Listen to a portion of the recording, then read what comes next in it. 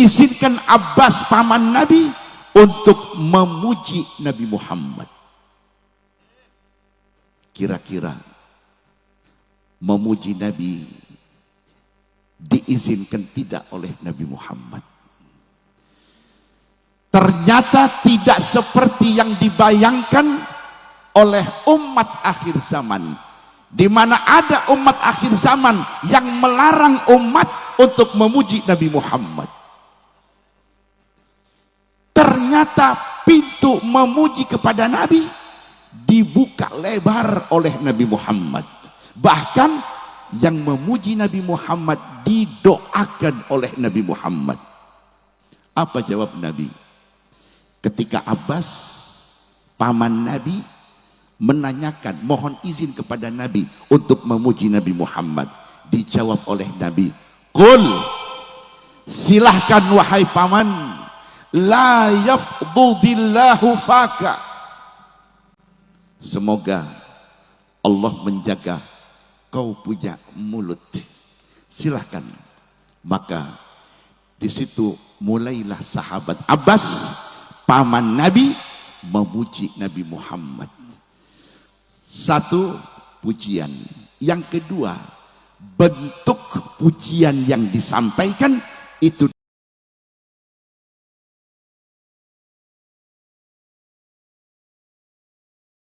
terima kasih kepada para ulama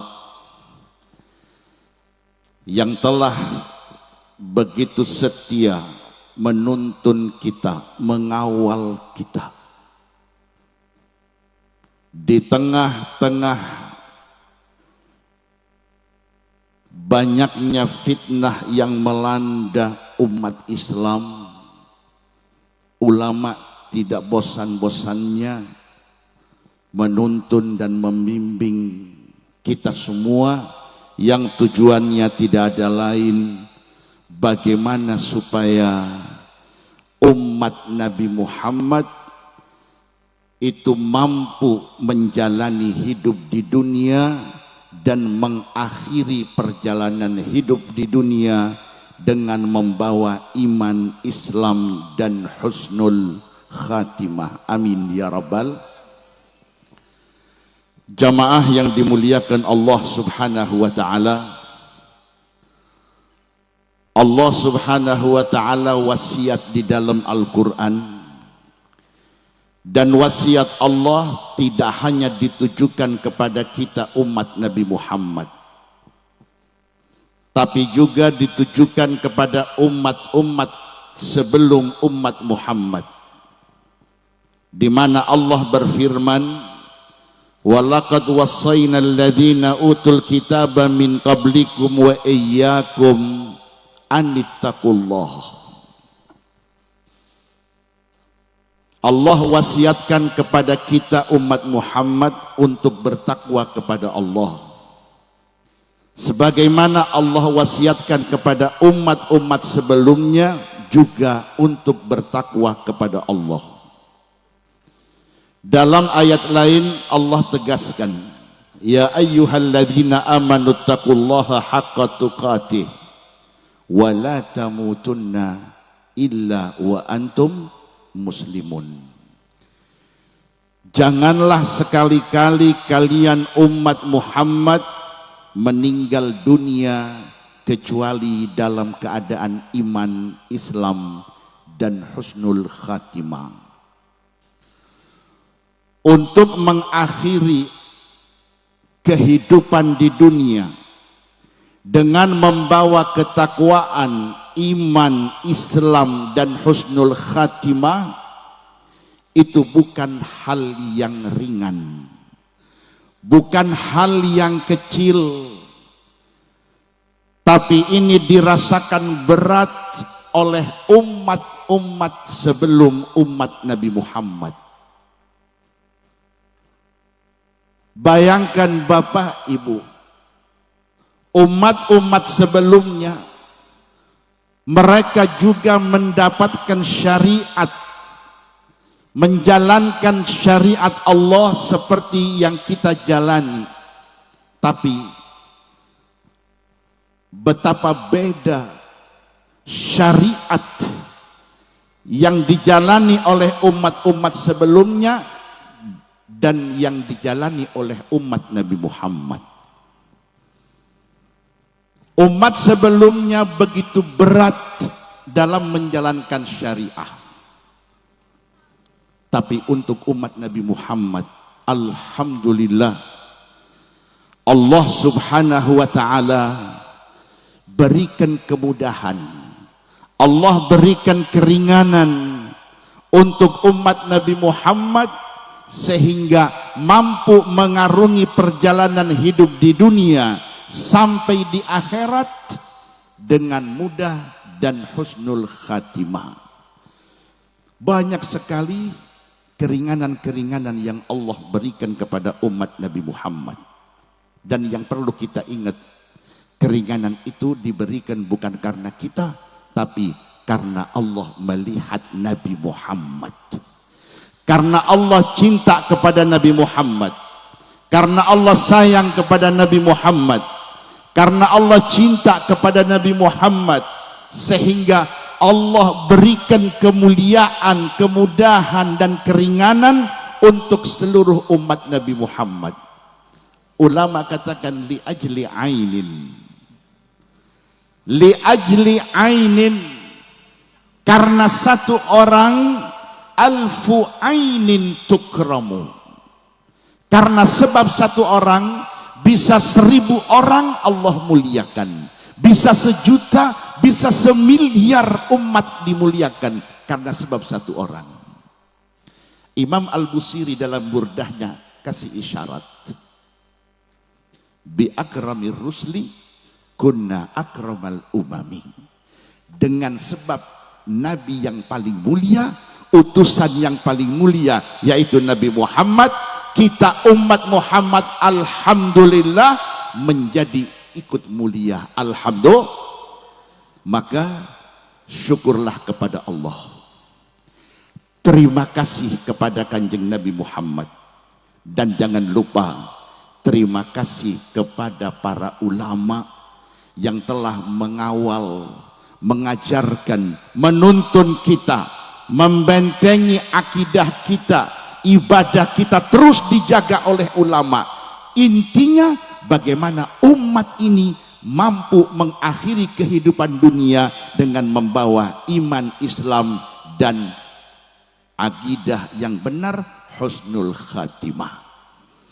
Bapak Ibu yang dimuliakan Allah Subhanahu wa ta'ala, di antara cara ulama mengawal akidah umat sehingga umat betul-betul mampu mengakhiri kehidupan di dunia dengan iman Islam dan husnul khatimah, di antaranya dengan peringatan majelis maulid seperti yang kita hadiri pada malam hari ini. Bapak Ibu, peringatan maulid atau majelis maulid seperti yang kita hadiri malam ini bukan satu hal yang baru. Bukan berawal dari zaman Habib Ali Al-Habsyi, bukan berawal dari Imam Ibnu Daibah, bukan berawal dari Imam Al-Barzanji, tapi ini berawal dari zaman Rasul sallallahu alaihi wasallam. Ihtifalus sahabah bil maulid, merayakannya sahabat dengan kelahiran Nabi, itu sudah dilakukan di zaman Nabi, di hadapan Nabi.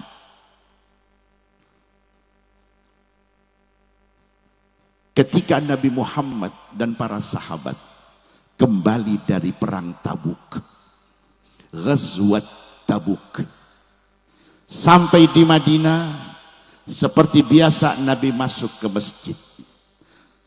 Begitu sampai di masjid, Nabi duduk dengan para sahabat. Ada sahabat Sayyidina Abu Bakar, Sayyidina Umar, Sayyidina Uthman, Sayyidina Ali, dan ada sahabat Abbas bin Abdul Muttalib. Saat itu datang satu orang sahabat yang mu'allaf, namanya Khuraim. Sahabat Khuraim hijrah ke Madinah. Kebetulan ketika sampai di Madinah, Nabi baru datang dari perang Tabuk, kumpul dengan sahabat. Lalu sahabat Khuraim mendengar sahabat Abbas bin Abdul Muttalib izin kepada Nabi Muhammad. Ya Rasulullah, kata sahabat Abbas, paman Nabi Muhammad, Abbas bin Abdul Muttalib, mohon izin kepada Nabi Muhammad. Ya Rasulullah, i'dzan li an amtadihak. Mohon izin Nabi, izinkan Abbas paman Nabi untuk memuji Nabi Muhammad. Kira-kira memuji Nabi diizinkan tidak oleh Nabi Muhammad? Ternyata tidak seperti yang dibayangkan oleh umat akhir zaman, di mana ada umat akhir zaman yang melarang umat untuk memuji Nabi Muhammad. Ternyata pintu memuji kepada Nabi dibuka lebar oleh Nabi Muhammad. Bahkan yang memuji Nabi Muhammad didoakan oleh Nabi Muhammad.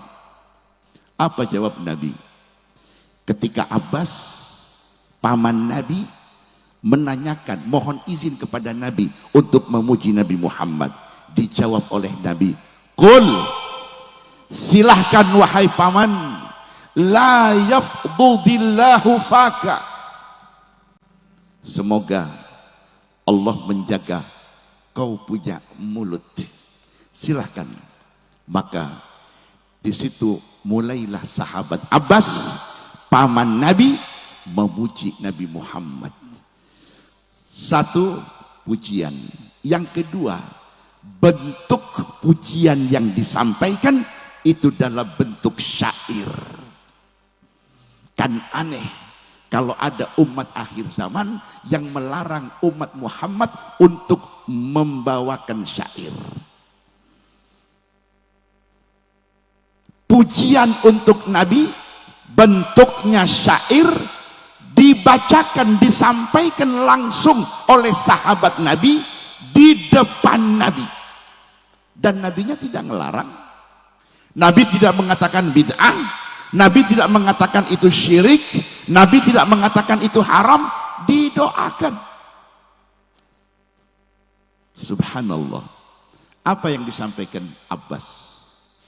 Ada beberapa bait syair yang intinya adalah perjalanan hidup atau riwayat hidup atau sejarah dilahirkannya Nabi Muhammad sallallahu alaihi, diawali dengan kalimat tibta fil dhilali min qabliha, sebelum dunia ini ada, sebelum bumi ini tercipta, tibta min qabliha tibta fil dhilali. Ya Rasulullah, sebelum bumi ini ada, sebelum makhluk ini ada, kau tercipta dan tersimpan baik di mana? Di bawah naungan-naungan sorga. Min qabliha tibta fi dhilali wa fi mustawda'in hina yukhsaful waraqu, di tempat yang aman, di tempat yang rindang, di saat itu di mana nenek moyang manusia Nabi Adam di situ mencari dedaunan surga untuk menutup auratnya tatkala dia melanggar kepada Allah dengan makan buah larangan. Fa'akala minha fabadat lahuma sawatuhuma wa tafiqa yakhsifani alaihima min warakil jannah. Itu dalam satu bait syair. Kemudian dilanjut bagaimana perjalanan Nur Muhammad dari mulai sorga Allah titipkan di dalam tubuh Nabi Adam, lalu pindah min sulbin ila rahimin, dari suami ke istri, suami ke istri, sampai kepada Abdullah bin Abdul Muttalib ayah Nabi, sampai kepada ibunda Aminah, ibunda Rasul sallallahu alaihi wasallam. Semuanya Allah sebut dalam Al-Quran. Perjalanan Nur Muhammad ternyata luar biasa. hanya dengan dua kalimat wa taqallubaka fis sajidin. Perpindahan Nur Muhammad itu dari seorang manusia ke putra, ke cucu, terus sampai kepada sampai lahirnya Nabi Muhammad, semuanya ahli sujud, ahli tauhid, semuanya adalah orang-orang mukmin yang beriman kepada Allah. Alhamdulillah, sampai akhirnya wa anta lamma wulitta asyraqatil ardu, dan ketika engkau terlahir ke dunia ya Rasulullah, bumi ini bersinar, wada'a binurikal ufuqu, dan alhamdulillah ini alam semesta menjadi terang, menjadi padang dengan apa? Dengan Nur Muhammad.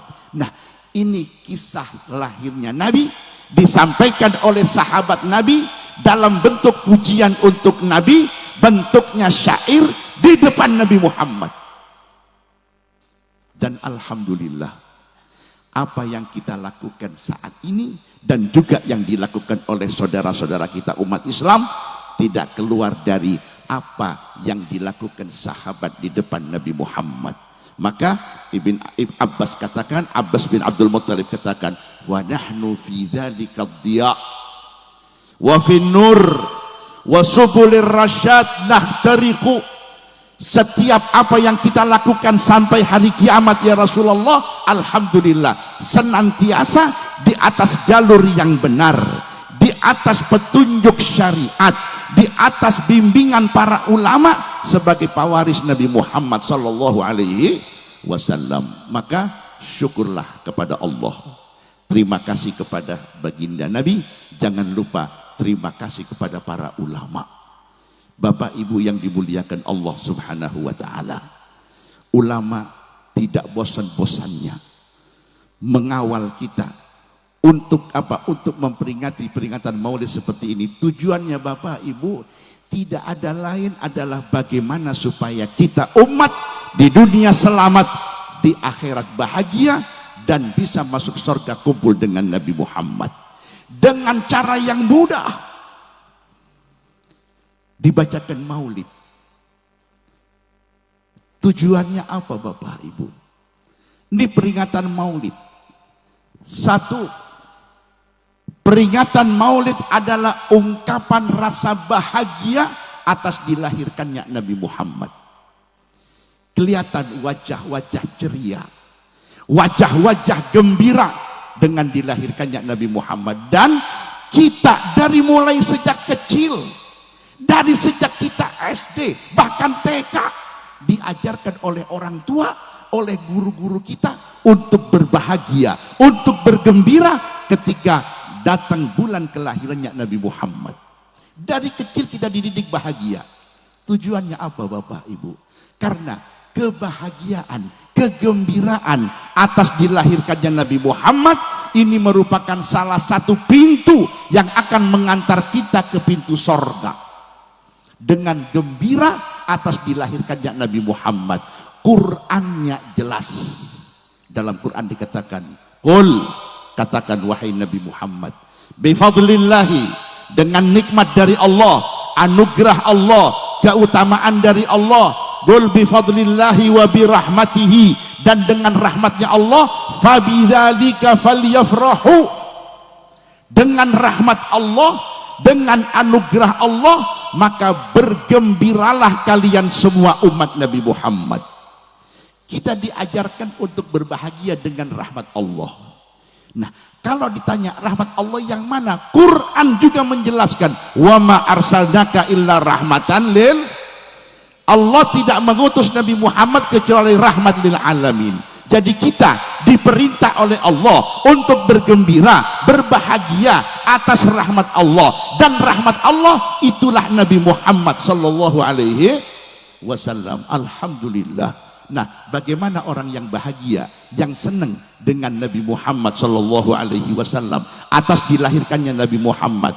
Jelas dalam Sahih Bukhari sudah dijelaskan apa yang akan didapat oleh umat Muhammad yang merasa senang, merasa bahagia, merasa gembira atas dilahirkannya Nabi Muhammad sallallahu alaihi wasallam. Yang jelas Bapak Ibu yang dimuliakan Allah, Orang yang dalam hatinya ada iman, ada mahabbah kepada Nabi, begitu dengar dilahirkannya Nabi, pasti dia senang, pasti dia bahagia. Dan yang tidak suka atas dilahirkannya Nabi hanya iblis dan setan. Hanya iblis dan setan yang tidak suka atas dilahirkannya Nabi Muhammad sallallahu alaihi wasallam. Nah, sebagai pelengkap, pernah satu hari sahabat Anas bin Malik, beliau meriwayatkan ada satu orang yang datang kepada Rasul sallallahu alaihi wasallam. Satu orang Arabi, satu orang Arab dari pedalaman, dari kampung datang ke Madinah. Maklum, orang kampung kita bisa tahu bagaimana tradisi, bagaimana gelagat dan gaya hidup orang yang ditinggal di pedalaman. Dia datang ke kota. Ketemulah dengan Rasul sallallahu alaihi wasallam. Begitu ketemu dengan Nabi, dia tanya kepada Nabi, "Ya Muhammad." Tidak pakai ya Rasulullah, "Ya Muhammad." Dia sebut nama. "Ya Muhammad, mata sa'ah." Muhammad, kiamat itu kapan? Nabi mendengar pertanyaan sahabat, Nabi Muhammad kaget. Nabi jawab, "Wailak, cilaka kau. Wa ma a'datta lis-sa'ah." Apa yang telah kau persiapkan untuk kedatangan kiamat? Kiamat Bapak Ibu yang disebut dalam Quran, Allah subhanahu wa ta'ala dalam Quran menyifati kiamat ini luar biasa. "Ya ayyuhan nasu taqu rabbakum inna zalzalatas sa'ah syai'un azim." Goncangan kiamat itu sangat luar biasa. Kata siapa? Kata Allah. Allah sifati kiamat itu dahsyat. Lah ini kok model ada umat berani nanya kiamat kapan? Maka dibalik nanya oleh Nabi, "Kau punya persiapan apa?" "Ma'adatu laha illa anni uhibbullaha wa rasulah." Maaf ya Rasulullah, saya tidak punya persiapan yang maksimal untuk datangnya kiamat. Saya hanya punya modal cinta kepada Allah dan cinta kepada Rasulullah sallallahu alaihi wasallam. Apa jawab Nabi? "Anta ma'aman ahbabta." Kau nanti akan kumpul dengan orang yang kau cinta. Ditanya oleh Nabi, "Kau punya amalan apa?" Tidak ada. Salat yang wajib, puasa Ramadan, sunnah, ya kalau lagi semangat saya lakukan sunnah, kalau tidak ya tidak ada. Subhanallah, modal pas-pasan, pengennya selamat, pengen masuk surga.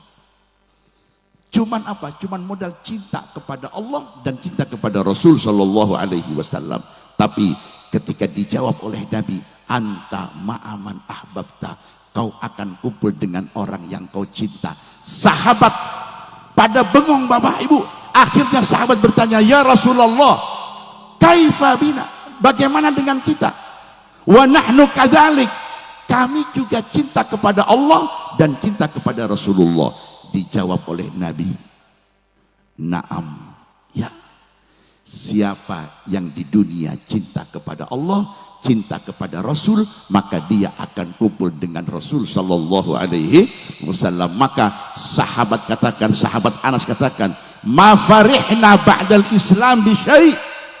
Kita belum pernah merasakan gembira, belum pernah merasakan senang setelah masuk Islam lebih daripada ketika mendengar hadis Nabi, "Anta ma'aman ahbabta yaumal qiyamah."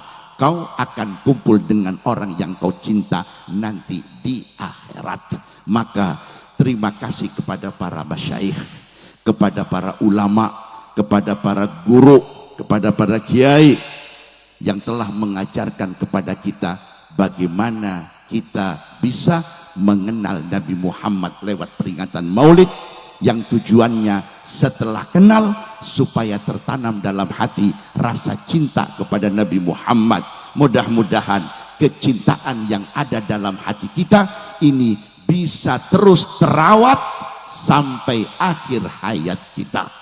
Tolong Bapak Ibu, nikmat yang satu ini dijaga. Iman, Islam, akidah, dan mahabbah. Ya, akidah tolong dijaga, ibadah tolong dijaga, dan yang ketiga adalah mahabbah kepada Rasul Sallallahu Alaihi Wasallam.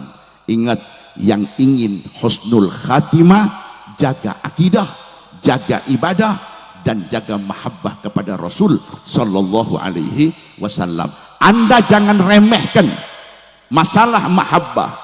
Jangan Anda karena sekarang Anda merasa saya mukmin, saya muslim, saya muhib lir Rasul, insya Allah Bapak Ibu, insya Allah, tapi tetap pengawalan harus ada. Sebab jangankan kita yang hidup di akhir zaman, jangankan umat yang hidup di akhir zaman, sahabat Nabi Muhammad, sahabat Nabi Salman Al-Farisi, seorang sahabat Salman pernah diingatkan oleh Nabi tentang apa? Tentang mahabbah yang ada dalam hati sahabat Salman. Sahabat Salman Al-Farisi, dia hijrah dari Persia sampai ke Madinah, ketemu dengan Nabi, masuk Islam, menjadi sahabat Nabi, dan benar-benar mahabbah kepada Nabi Muhammad.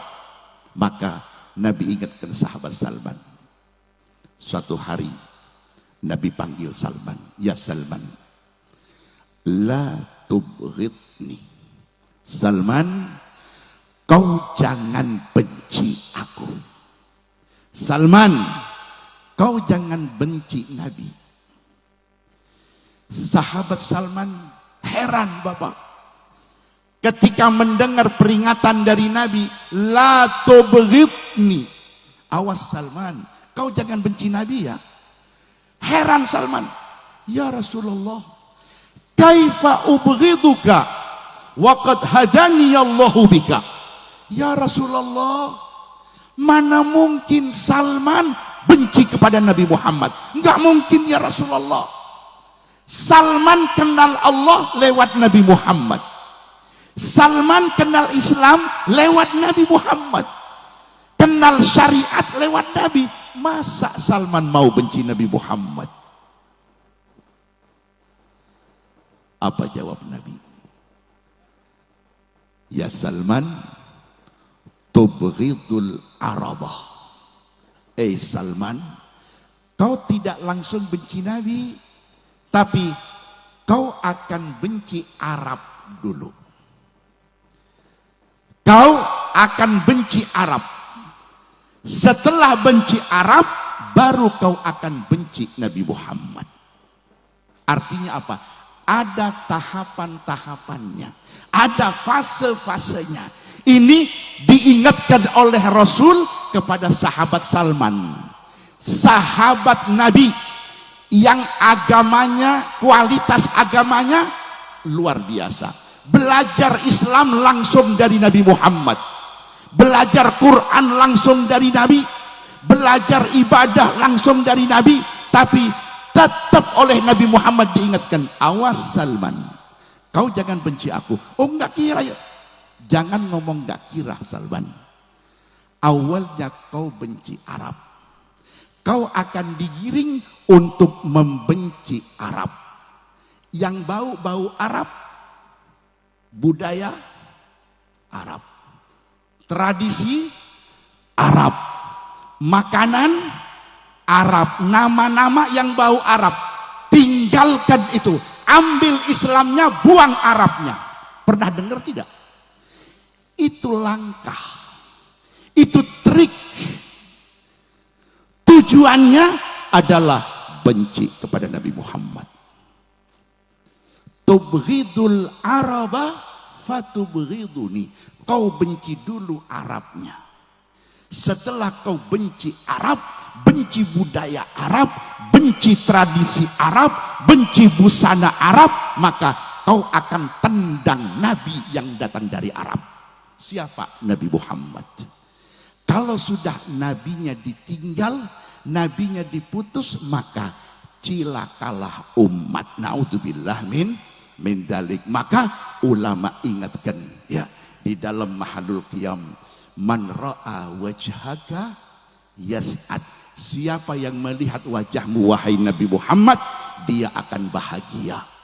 Kenapa yang melihat wajah Nabi bahagia? Sebab Nabi lewat wahyu dari Allah, Nabi sampaikan wailun liman lam yarani yaumal qiyamah, cilaka hamba yang nanti di hari kiamat tidak melihat wajah Nabi Muhammad, dialah hamba yang akan cilaka. Sebaliknya, yang melihat wajah Nabi, yang bertemu dengan Nabi, maka dia akan diberikan syafaat oleh Nabi Muhammad, dan dia akan selamat berkat syafaat Nabi Muhammad. Maka dari itu, terus apa yang diajarkan oleh para masyayikh, para ulama, para ajengan, para kiai, tolong dijaga. Jaga akidah, jaga ibadah, dan jaga mahabbah kepada Rasul sallallahu alaihi wasallam. Mudah-mudahan kita semuanya, keluarga kita, anak cucu kita ditetapkan iman, ditetapkan Islam, ditetapkan akidah ahli sunnah wal jamaah, dan dimantapkan dalam hati mahabbah kepada Nabi Muhammad, sehingga nanti di akhirat kita bisa melihat wajah Nabi Muhammad, bisa berjumpa dengan Nabi Muhammad, dan bisa mendapat syafaat Nabi Muhammad, serta selamat dari neraka, masuk surga barakah syafaat Nabi Muhammad. Amin ya rabbal alamin. Hadza ma aqulu lakum wal afu minkum. Wassalamu alaikum warahmatullahi wabarakatuh.